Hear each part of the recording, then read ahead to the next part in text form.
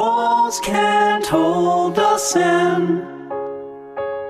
Fear can't keep us down. Love will rise again. Yeah, it's rising right now. We shall overcome. Every time I think it's gonna take much longer, we shall overcome. Every time I question, am I getting stronger? We have just begun. Gonna make a change, we gotta push much farther. We shall overcome.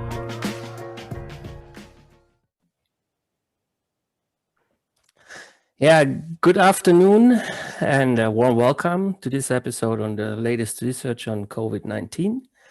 My name is Matthias Schneider. I'm a professor for medical and biological physics at the University of Dortmund in Germany. I'm also one of the members and initiators of the No COVID team, the COVID Action Group, and the World Health Network. Today, we want to talk about the latest research on long COVID or the post-COVID syndrome. But before we start, our guest speaker, which is Professor Jochen Guck from Erlangen, I want to give you a brief introduction in what the problem is actually all about. So one of the main topics around epidemics right now is vaccination, of course. And many people had their hopes up that this will be the nail in the coffin of COVID-19. But to rely 100% on vaccination is not a good idea at all. And let me tell you why. One reason is that although protection against hospitalization and severe disease may be very efficient, and it looks like from the latest studies of the CDC, around 95%. Vaccinated people, when affected, though, can still transmit the virus. This comes from the same data reported recently, only this week from the CDC. So, and the rate of transmission is even comparable to those people who have not been vaccinated. And this, of course, has some serious implications. Some people cannot be vaccinated, so they are unprotected, like kids under the age of 12 years, which in Germany are roughly 10 million. Some people are only poorly protected by vaccines, such as people that are immunocompromised, cancer patients, elderly, numbers given also in the same report in the order of 60, 70, 80% protection instead of 95. So I think our social contract demands us to treat these people with respect. On brief, meaning that we have to apply the golden rule. We should treat them the way we want to be treated if we would be in their shoes. There's another reason, though, why we cannot simply rely on vaccines, and this is what we're going to talk about today. And this is the so-called long COVID or post-COVID syndrome. And I don't want to dissect it in details. I just want to briefly tell you it's something that can show in many shape and forms. Very typical is fatigue. Very typical is also a shortness of breath. Cognitive disturbances, like people have sleep problems, people have problems with smell, the sense of smell, or headaches. But there's also problems reported with the heart, with the circulatory system, and the kidneys. But what does long mean in long COVID? And what you see here, this is a graph from the Office of National Statistics. And you see in the upper graph, the blue one, is on the y-axis is the percentage of patients that have been positive with COVID-19 who report after, what the dotted line is, after roughly 12 weeks, still symptoms. And the green curve below is the control group. This means people who have been either COVID negative or have never been diagnosed. So you see that about roughly this is 14% versus 2%, rather a factor of 7 more likely that you have long-term effects, long-term symptoms, the way I was mentioning them, such as fatigue, shortness of breath, and so on. And many of them suffer over several months, so even after 4, 5 months, 6 months. And these people do not just report some shortness of breath or some fatigue issues. Some really, like 2 to 3%, report after several months severe limitations in their daily activity. And severe limitations means that certainly that they cannot go to work and cannot follow their work and their regular activities. But the good news is we can avoid all this by supporting the vaccination efforts by two further pillars. The first pillar is avoiding exposure, using masks, using ventilation systems, using contact reduction by cohort formation, small groups, etc., etc. And the second thing is to keep your eyes open so you know what's going on. Where is the virus? How does the virus move? And what age groups are the most exposed right now or the most in danger right now? And test, trace, and isolate consequently. Okay, this is all I had to say I wanted to say as an introduction. But now let me briefly introduce our speaker. It's my great pleasure to have Professor Jochen Guck here. He's the director of the Max Planck Institute of Light in Erlangen, where he is head of the biological and optomechanics section. Jochen and myself actually go way back, all the way to high school, and we kept in touch since. I admire his work. He did some impressive work in which he looks at biological material from a physical angle. He's one of the pioneers in what I call sometimes mechanical diagnostics of cells and building tools and theory around this. Jochen, it's my great pleasure to have you and tell us a little bit about your work on long COVID. Let me actually get out of here, and I think you should be free to share your screen now.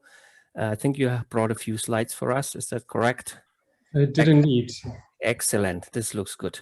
Okay, Jochen, stage is yours. Thank you very much for being here. So thanks, Matthias, for the introduction and for the invitation to present my work here in general. As you said already, I'm a director at the Max Planck Institute for the Science of Light, in German die Physik des Lichts. I'm also involved in setting up a new Max Planck Zentrum für Physik und Medizin. So this is getting a whole lot closer to today's topic than just using light. And the title of my presentation is Feeling for COVID-19, which might sound a little bit strange. What I mean by feeling for, you kind of gave it away already that we're interested in mechanics and cell mechanical properties.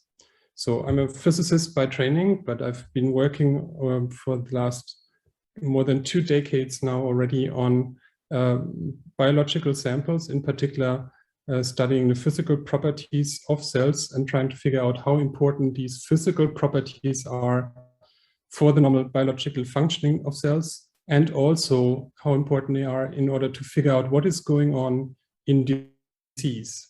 So we want to translate our insight into clinical applications ultimately. So why do we think that mechanical measurements are a good idea? I want to motivate this by taking you to a supermarket, and we are tasked with buying tomatoes. So what you see on the screen here is obviously a tomato, right? It's round and red and has this green funny stuff on the top, so it's easy enough to spot the tomato. So I guess you can easily maneuver yourself to the stand with the tomatoes in the supermarket. What do you do next?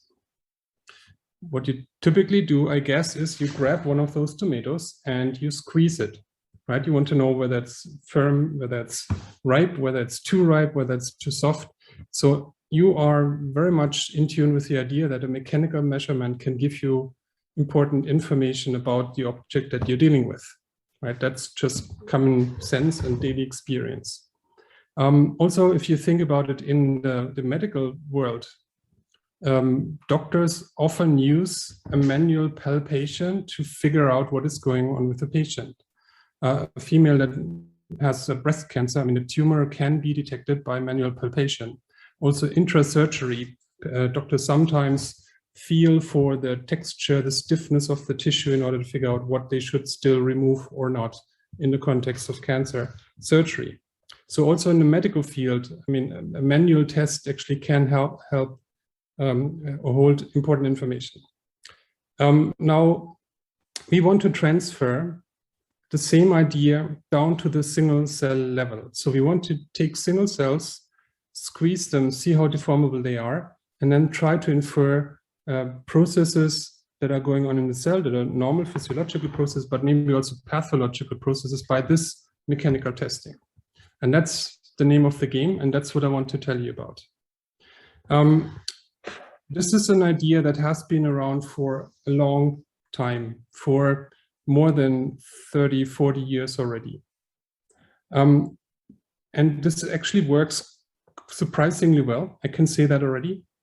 So the question then becomes, why is there no translation to application? Why haven't you heard about these efforts in the context of, say, cancer diagnosis or regenerative medicine? A stem cell feels different than a differentiated cell, or in the present context, the context of COVID-19, to monitor infections in blood, for example.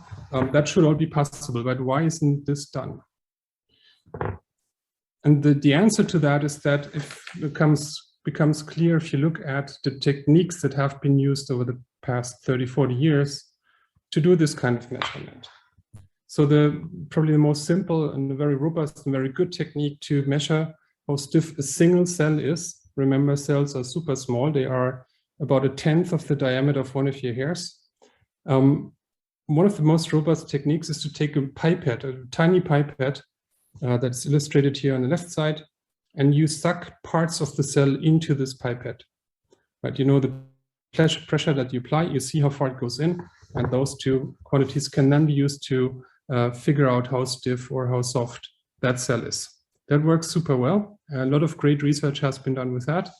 That technique has been generally replaced by the use atomic force microscopy. It's another technique that has been actually developed to screen surfaces, topology of surfaces with atomic resolution, but it can also be abused to push into cells and see how far they can be indented with this black tip that you see underneath the yellow so-called cantilever, which bends upwards if you push down. So how far it bends upwards, that tells you how stiff the material is. That's the standard tool. I've also been involved in using something called an optical stretcher that's on the right side, that's using light in order to deform single cells. That's also quite a cool technique.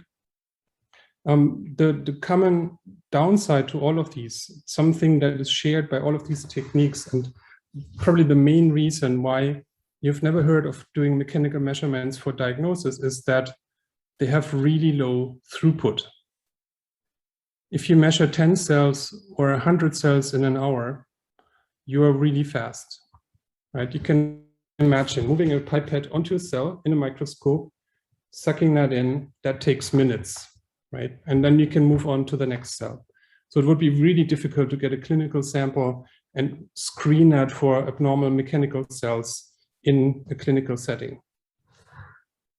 And for that reason, I really like this quote by Sid Brenner, who said that developments in science depend on new techniques, new discoveries, and new ideas, probably in that order, meaning that you need to have the right technology before you can make new discoveries and then move new ideas forward.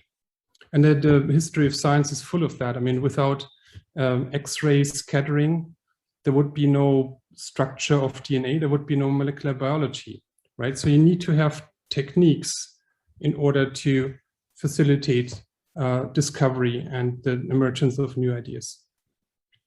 So this is exactly what we've done now. We have introduced a new technique that has the potential to change everything in terms of cell mechanical measurements. And this technique is actually relatively simple. It's called real-time deformability cytometry. So cytometry means that we measure cells and we measure the deformability of the cells. That's the deformability cytometry part, and the real time will become clear in a few minutes. So the setup is really simple. You have a suspension of cells. This could be blood, this could be other cells, in a syringe, and you push the plunger of the syringe out with a syringe pump typically, so that the cells flow into a microfluidic chip on a microscope. And here at the top, you see basically a top view of such a chip that contains a narrow channel through which the cells are being pushed. And here's a movie that shows you how that looks like.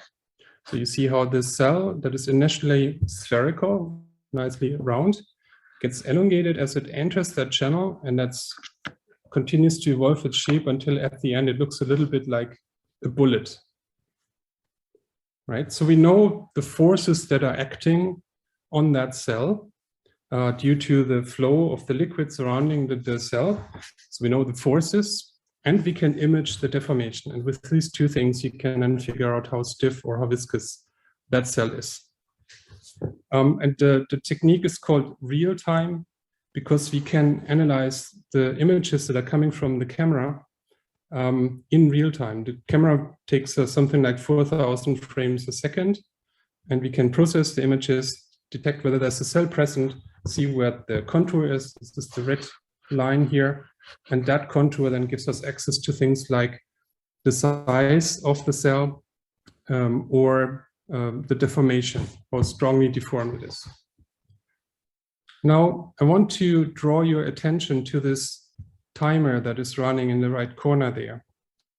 The cell is being deformed within a few milliseconds. So that's a thousandth of a second, right?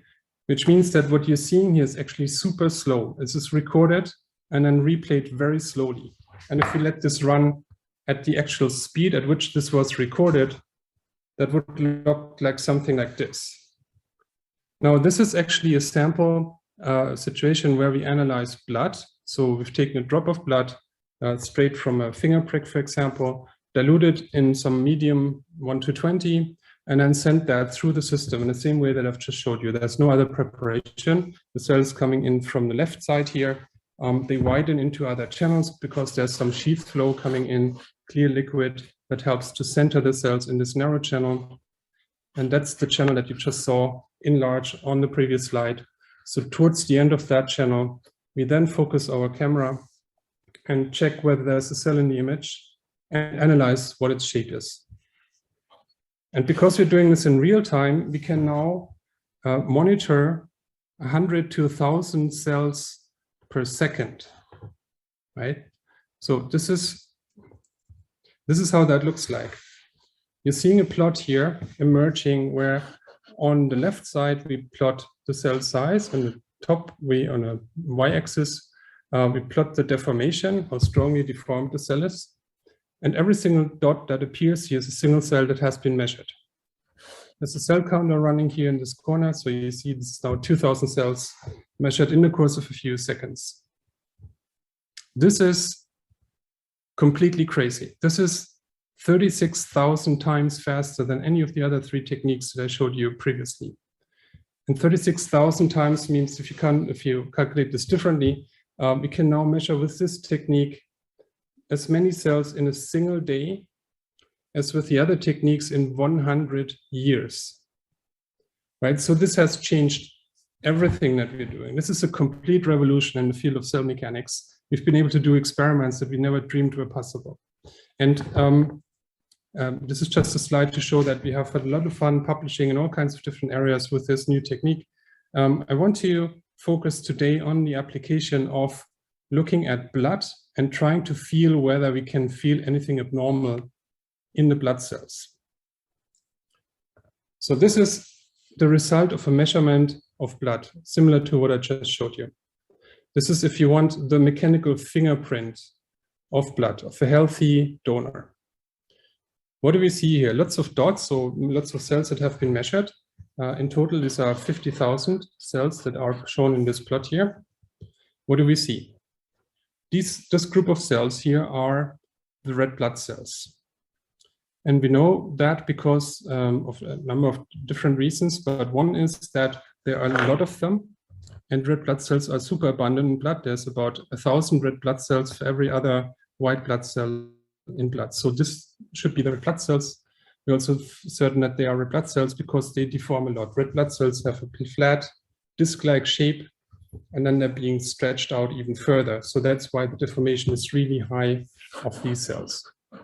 Red blood cells, you might recall, are the cells that are responsible for circulating into the capillaries of the lung, picking up oxygen, and then circulating on and dropping that elsewhere in the body, so that they are responsible for distributing oxygen throughout the body. This group of cells here down there, these are all the immune cells of the innate immune system. So these include neutrophils, monocytes, eosinophils, basophils, and a few others. The innate immune system is there basically to respond to any sort of insult to our health. If any pathogen would elicit a response of these cells, these are kind of the first responders that jump into the action right away and try to find pathogens. In the context of COVID-19, they would also be first on the scene to try to deal with the viruses that are starting to invade the endothelial cells or epithelial cells. And then there's a group of cells here that are part of the adaptive immune system. So these are the lymphocytes for the most part, T and B cells. And they are, as the term says already, adaptive. So they learn to deal with new viruses that they've never seen before, so that on a second insult, they would then know what to do exactly for that virus. So these are the cells that would recognize a virus, establish an immunity against the virus, or they also the cells that get trained by a vaccination to then respond to parts of a virus that they've been trained to identify. Okay, so this is essentially the mechanical fingerprint of blood according to these three different cell types.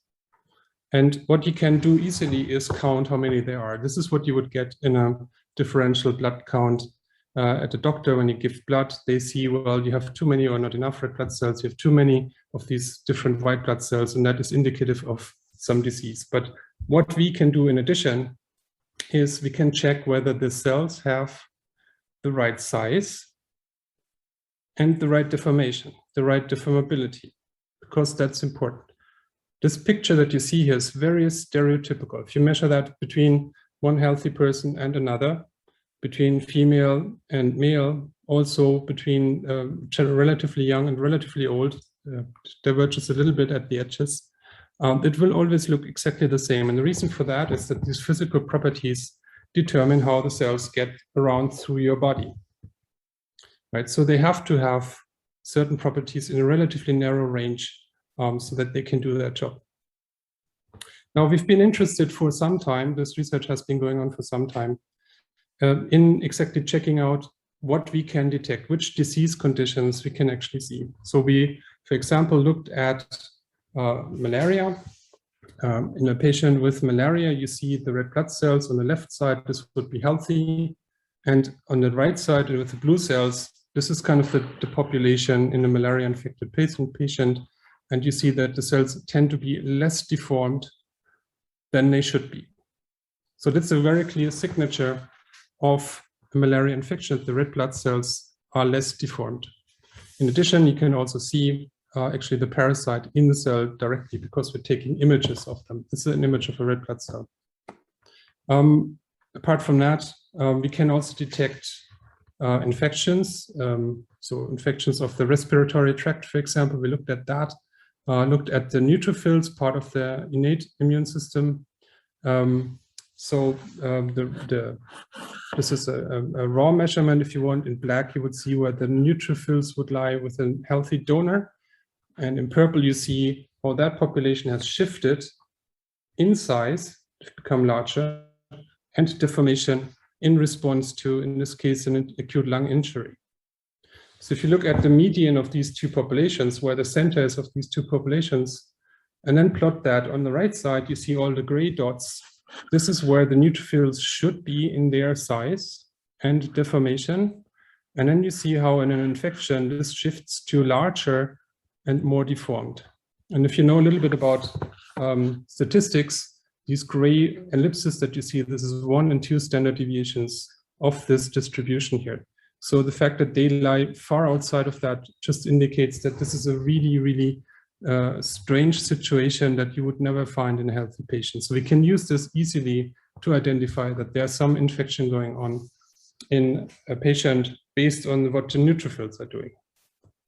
The other cells, the lymphocytes, don't show much of a response. Red blood cells don't show much of a response in that case. We've also looked at things like leukemia. Leukemia is a cancer of the blood, so there are cells in the blood that are not quite mature yet, they're not fully differentiated, and they cause problems. And you can pick up these immature populations very easily. So you see this here, this would be a population that shouldn't be there. In fact, these cells should be down there in this purple circle, but they are not. But here you see the course of treatment with hydrocortisone, how the situation normalizes, and you can see how they return back to their normal physical properties. That shows that the treatment is working. This is just highlighting a few examples of what we've been doing in the past in order to show that we can really detect disease by measuring blood. Now, what I want to show you next is then how the situation looks with an acute COVID-19 infection. This was done in collaboration with clinicians at the University Hospital here in Erlangen. This was blood taken from COVID-19 patients that were unfortunately hospitalized. On the left side, you see something that I've explained already to you. This is how healthy blood looks like. On the right side, you see how the blood of a COVID-19 patient looks like. And just by looking at the two images, you see that there's something different, right? There are some obvious differences. I want to point out a few of them. That's what I explained earlier: red blood cells, innate immune cells, adaptive immune cells. The red blood cells should be there in this plot, but in the cancer and the disease situation in a COVID-19 patient, this population has shifted downwards, which means that the red blood cells are not as deformable anymore as they should be. Right? This is similar, reminiscent somewhat of what happens in a malaria patient with the red blood cells. This is no malaria, obviously, but the effect is the same.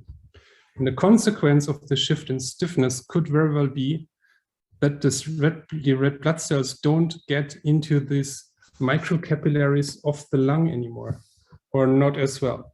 If they're being pushed through the lung, they're supposed to take up blood, oxygen. So they take up oxygen. If they don't get in there, or if the surface area is reduced, they cannot take up enough oxygen. Right? This is part of the symptoms that you get when you have COVID-19. The innate immune cells should be there, and they are there, but they also have changed their properties. They are clearly showing a sign of activation of an infection. So they are larger and more deformed. That's what I showed you for respiratory tract infections previously. So that's very similar to that. There is obviously a respiratory tract infection going on. The adaptive immune cells are there. There are less of them, but there's another group of cells appearing that have clearly very different properties. In fact, they are a lot more deformed than they should be. So again, the sign that something is severely wrong. Now, we have seen all of these changes in other diseases previously, but we have never seen them in a single disease altogether. Right? This is really a massive disturbance of how the mechanical properties of the blood cells should be like. And I want to point this out. This is an acute situation, but we also looked at patients that were recalled after they had gone through the acute phase. They were recalled after over several weeks and months in order to be investigated. And we saw that some of these changes, in particular what was going on with the red blood cells, persisted. So that suggested to us that maybe this is a signature of, doing this again, a signature of long COVID. Let's do this. I want to show you a couple more details here just to get an idea of how that looks like if you look at the cells themselves. Again, this is healthy. This is COVID-19 situation. This is a recovered patient that doesn't have long COVID. But you see in this diseased patient, this is how red blood cells should look like in our system. But you see a lot of cells that look very different, much less deformed, much smaller cross-sectional area. And they have problems then circulating and picking up enough oxygen. I also mentioned neutrophils, same situation. This is the normal situation. This is how the neutrophils look like in a COVID-19 patient, obviously different. When they are recovered and don't have symptoms, it goes back to normal. Monocytes are much larger. Lymphocytes are a lot softer. I mentioned that in passing already. So what that, and I said, some of these changes, especially if there's somebody that's complaining about the typical long COVID symptoms, are not going back. So what we think, what we have at our hands here is a potentially objective measure for a long COVID diagnosis. Because at present, there's no really good way of diagnosing long COVID. People complain about shortness of breath, exhaustion, fatigue, right? This is not easily quantified. These are subjective reports that they give to the doctor, and the doctor then needs to base a diagnosis on that. This might, and I say might because we still need to establish that firmly, a physical measurement that we can do on the blood of suspected long COVID patients in order to show that there is actually something wrong with something that we can measure. And in particular, this is cool because the changes that we see might actually be involved in the disease symptoms. I was kind of alluding to that already. If the red blood cells are too stiff and cannot take up enough oxygen, that would directly explain why people are fatigued, right? And if that's the case, if that is really, and I say might again, if that is really the case and we can show that, then we know what to fix. Right? If it's the stiffness of the red blood cells that we need to change, then we just need to find ways to normalize the mechanical properties of the red blood cells and then hope that the symptoms go back. That's the kind of research that we're doing at the moment. So with that, I have some other piece here that I wanted to add, and that is just to motivate why we think that mechanical changes are involved in the circulation of blood cells. And that's not on blood cells, this is different cells. So this is another study that we published a few years ago where we looked at a different cell type. There are two different ways of growing them. And that difference results in very different mechanical fingerprints. So these cells, if they're grown in a three-dimensional culture, they're relatively small, but very deformed. Here, these cells, they were grown on a 2D surface, like in a tissue culture plastic, and consequently, they're a lot larger, right? These go up to 300. Here you see 300 is barely the median, and they go up to 500. But they're quite stiff. They're by far not as deformed, right? So we tested the consequence of these mechanical and size differences in a system, a microfluidic system that we tried to set up to mimic what is going on in lungs. So cells are passing through a channel with a lot of constrictions, and they are relatively similar to what the cells might encounter as they pass through the lung. Now, these are two movies, and I let them run, and I think they are rather self-explanatory. Because the cells that are small and soft, they go through this maze relatively fast, whereas the cells that are large and stiff have a much harder time making it through this maze here, through this capillary system, right? And just to put that in writing, something that you obviously would expect, that a small cell and a soft cell has a much easier time circulating through such a constriction array than a cell that is large and stiff. That's common sense. And this is a directly showing that, and we can even show that in vivo. You can inject these cells into the tail vein of a mouse, for example, and then see where these cells go. And if they are stiff, so if they're grown in this condition, most of the cells actually get stuck in the lung because it's the first organ that they go through after injection. So all of them get stuck in the lung, and hardly any of them make it to any of the other organs that in this case we wanted to target with these MLCs, such as liver, heart, spleen, or kidney. Conversely, if you take the same cells, culture them differently, and they're small and soft, hardly any of them get stuck in the lung, or comparatively smaller fraction, but a lot more of them actually can then make it to heart, spleen, and kidney. So while this is not directly related to COVID-19, I think it very nicely illustrates this idea that the mechanical properties of the cells, the size, the stiffness, etc., is important in considering where cells can go in your body, in particular red blood cells through the lung and then to other organs. But the same is also true for the immune cells, obviously. So with that, I come to the end of my short presentation here. I think the take-home messages could be that this approach to do a physical measurement, a mechanical measurement on cells is both a sensitive and also a marker-free way to characterize cells and their function. In particular, this technique that we've introduced, real-time deformability, is a high throughput way of measuring these physical properties that we think has the potential to revolutionize cell-based diagnostics.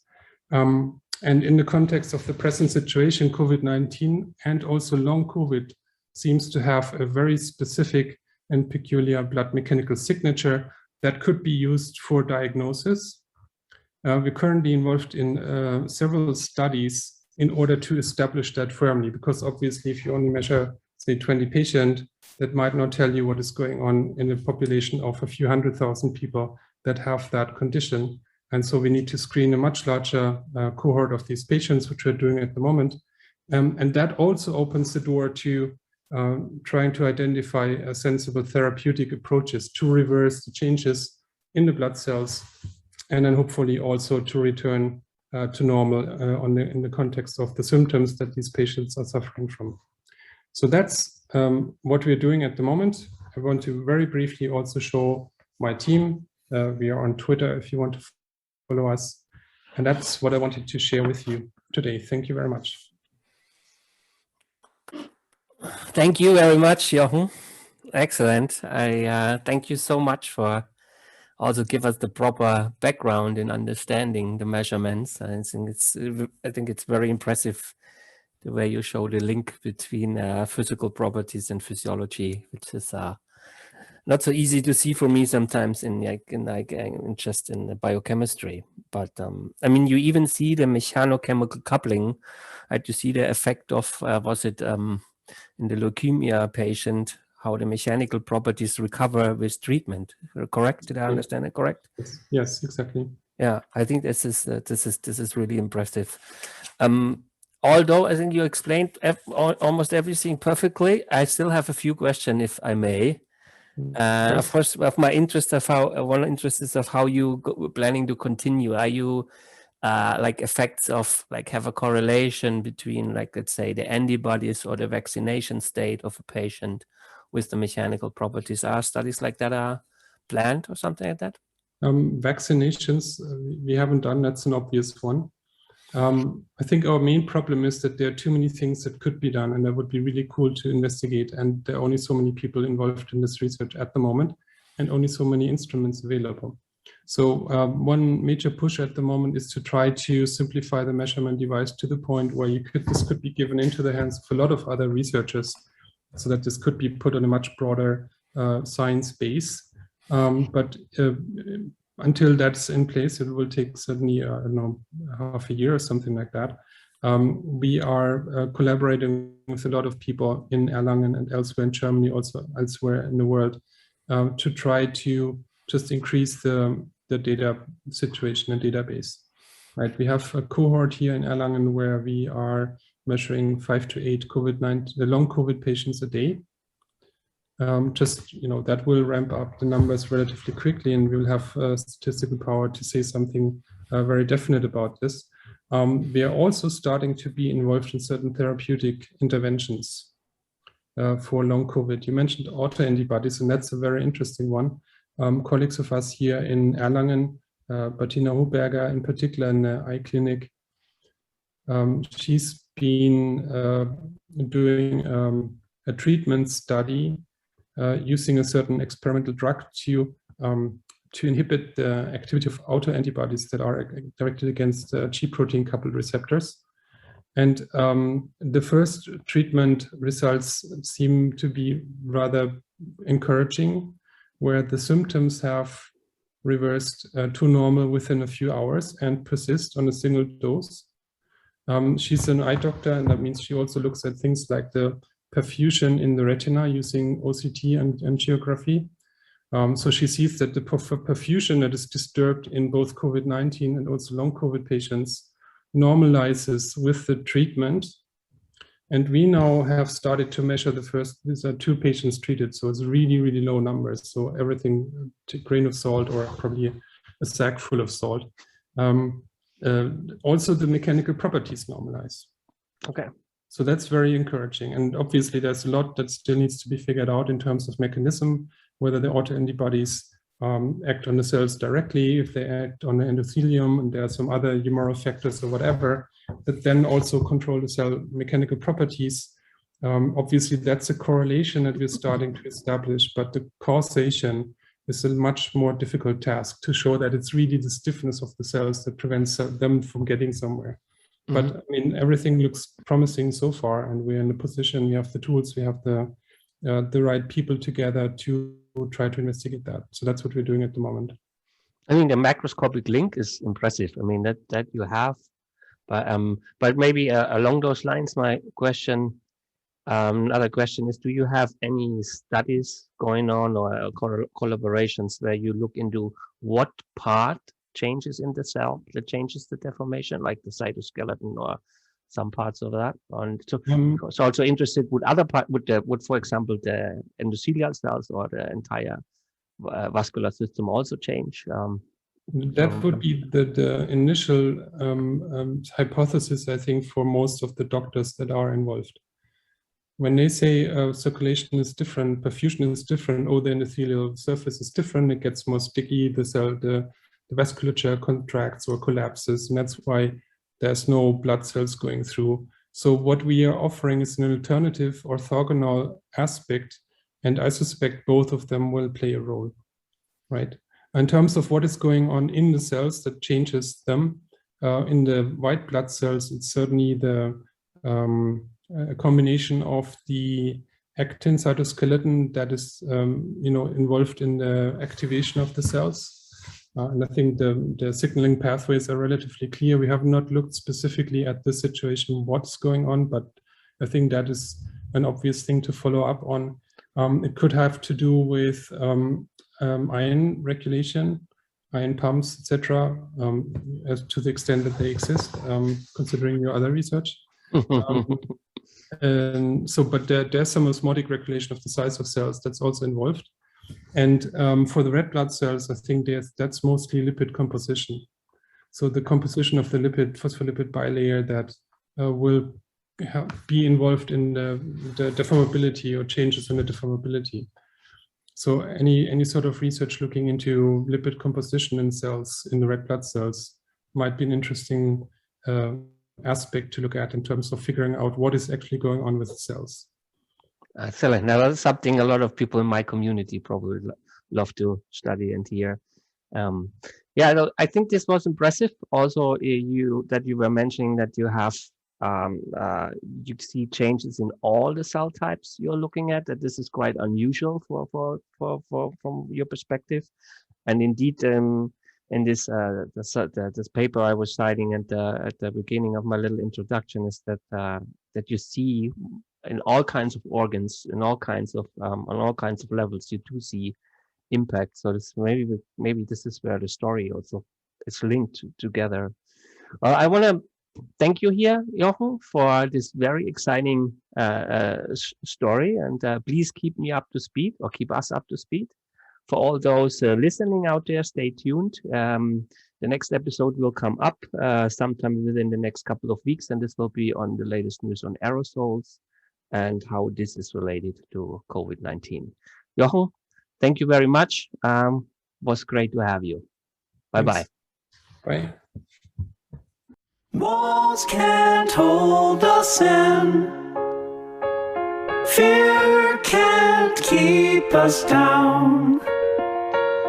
Love will rise again. Yeah, it's rising right now. We shall overcome. Every time I think it's gonna take much longer, we shall overcome. Every time I question, am I getting stronger? We have just begun. Gonna make a change, we gotta push much farther. We shall